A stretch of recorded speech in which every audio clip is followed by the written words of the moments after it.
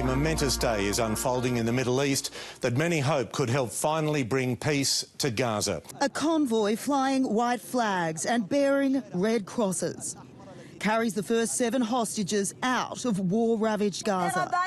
Hello, welcome to Media Watch. I'm Linton Besser. And after 2 years of horror, emotional scenes tonight as the surviving Israeli hostages are released by Hamas into the arms of their long-suffering families. Vision of this historic moment beamed across the world. It's been 2 years of torment. Tonight, crowds are cheering news of the release at what's called Hostages Square in Tel Aviv.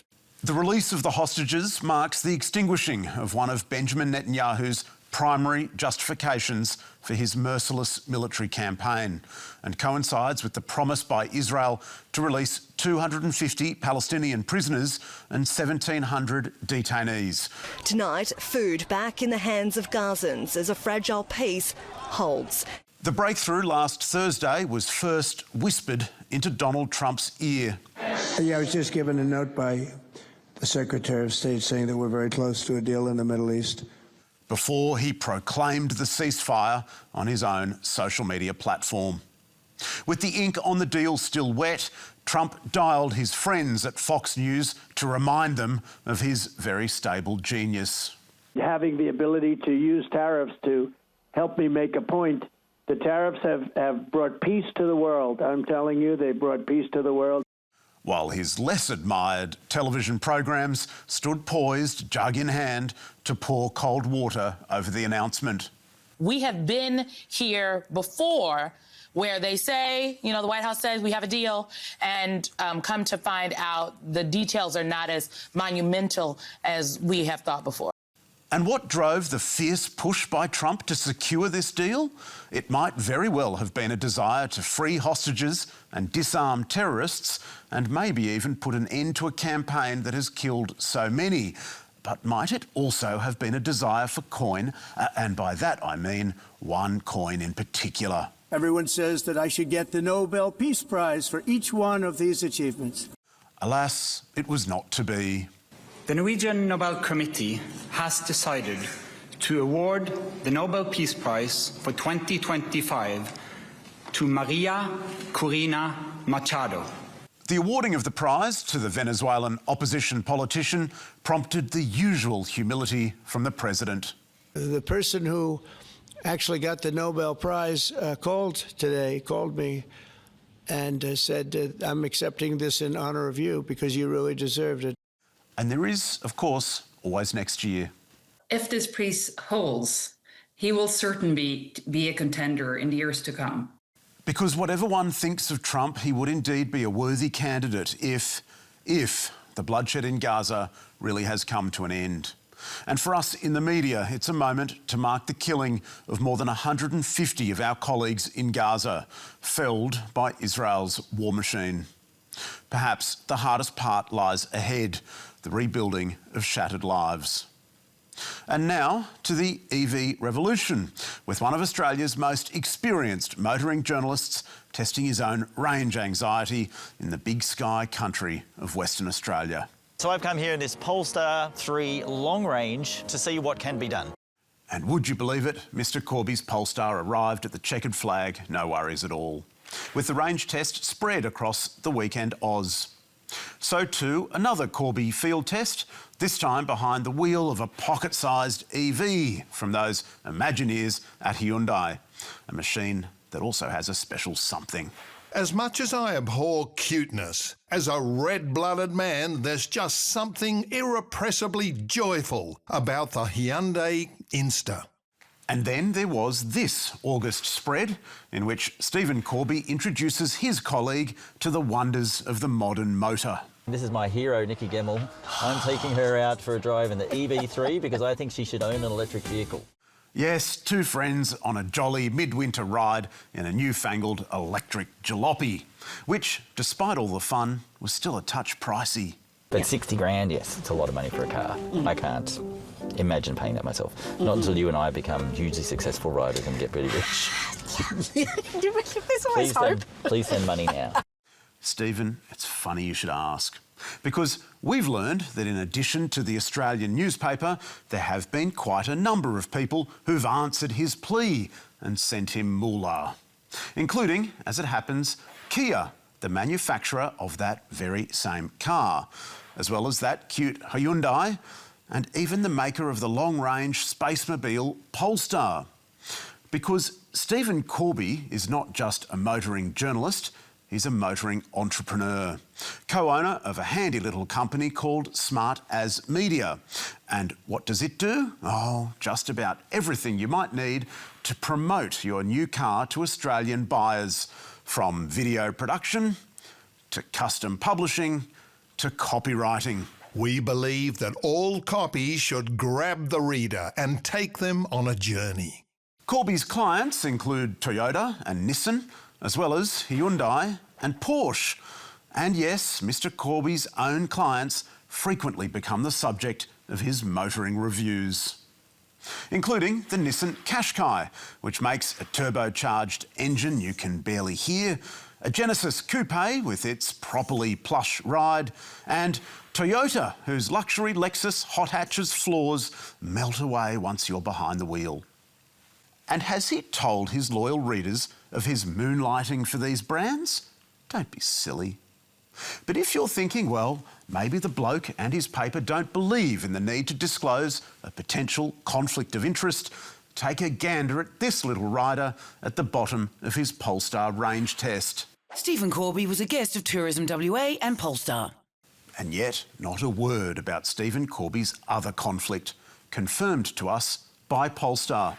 Smart As Media is one of a number of suppliers Polestar has used for videography and video production services.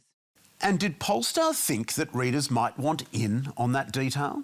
Disclosures about a specific journalist's business interests are at the discretion of the publications to which they contribute. A journalist's business interests rolls off the tongue. As for Hyundai, it told us it was actually in the middle of a shoot with Stephen Corby's company at that very minute. What a lark! And that... We have been using Smart As in that area of work for at least 10 years. They have written press releases and they also shoot video material for us fairly regularly. We've found not a single disclosure to his readers since he set out his shingle, and Mr. Corby's ambitions are not so pedestrian as to be confined to a single enterprise, because he also co-owns the Australian arm of an entirely separate, tech-driven public relations distribution platform, which, get this, features no fewer than 40 automotive brands flogging their wares. Yes, the grandee of motoring overseeing a marketing wonderland of crisp copy, perfect pics and cinematic masterpieces, all for a tidy fee. It might be worth mentioning that Stephen Corby also runs an awards night. $4,000 a table, and we're told 5 large for gold sponsorship. The event's supported by the likes of Toyota, Hyundai, Kia, Polestar, BYD, Nissan and Mazda. Their cheques made out to Stephen Corby's co-owned company for a gala evening which raised $300 for charity in 2024 and almost $15,000 this year, and which saw Corby himself awarded Columnist of the Year by independent judges, we hasten to add. Huzzah. So, how does all this buzzing industry square with the ordinary duties of a journalist? The Australian Press Council's guidelines say journalists must ensure that conflicts of interests are avoided or adequately disclosed. Rather inconvenient, you might think, except the Australian told us not at all, because Stephen Corby's oeuvre proves him to be frank, fearless and independent, and that the failure to disclose his second and third income stream isn't a failure at all. We strongly reject any suggestion that the Australian has misled its readers or failed to meet appropriate standards of disclosure. Stephen's records show that more than 3/4 of his reviews for the magazine concern brands that have no commercial relationship of any kind with his company. And as for that other quarter, don't you trouble yourself. Mr. Corby told us his involvement in Smart As Media is on that company's website for all to see. You are attempting to manufacture a perception that the work our company does on the commercial side influences the way we review cars, and we refute this suggestion entirely. We have a reputation for writing our reviews in a way that is frank, fearless and fair, without exception. And he pointed us to a number of occasions where he has indeed been critical of his clients, including when he poured a bucket on this Ford Mustang and when he condemned the steering and ride of an MG missile, which we think is beside the point entirely. Because while Stephen Corby might believe he's within his rights to earn a bit on the side from the very industry he's writing about, shouldn't his readers have the chance to decide that for themselves? Earlier this year, we reported another failure by motoring journalists to disclose a conflict of interest, which prompted news.com.au, a sister masthead to The Australian, to suspend publication of future articles by one of those reporters. Now, it seems the House of Murdoch has decided that its standards are good and well, and also a little flexible. Now to revelations that major mining companies lobbied the Prime Minister in a bid to weaken planned environmental protections. After they received little to no feedback from Federal Environment Minister Tanya Plibersek. Which, you may be surprised to learn, had an unexpected connection to this yarn 7 years ago. This is the French au pair at the centre of a political row, Alexandra Duell, who faced deportation but was saved by a minister. And to this one, 2 years later, about an alarming Defence Department document. The review warns Australia wouldn't survive if a war or crisis put a halt to our essential supplies. And what unites these stories? They were only made possible through use of Australia's 43-year-old Freedom of Information Act, as well as one of the few tools offered us commoners to pry information from our betters. Freedom of information has also been a cornerstone of journalistic practice for decades, used to dislodge much evidence of potential conflicts, global embarrassments and certain indulgences on the public dime. Now, though, the government has announced a reform of FOI that has been condemned as a drawing of the curtains on government information, but which the Prime Minister has defended, citing problems like the anonymous nature of requests, FOI applications. Anyone can set up a Gmail address. It could be someone backed by a foreign government seeking interference. Could be, I suppose. The government's changes include a dramatic expansion of excuses to keep documents secret and the charging of new fees. Desperately needed, apparently, because many of them, we're sure, are AI bot-generated requests. Last week, though, one official from the Attorney-General's department was asked about these nasty bots and offered a wee clarification. No, to my knowledge, there's not been an instance that we're aware of within the department's caseload currently. There goes his Christmas bonus.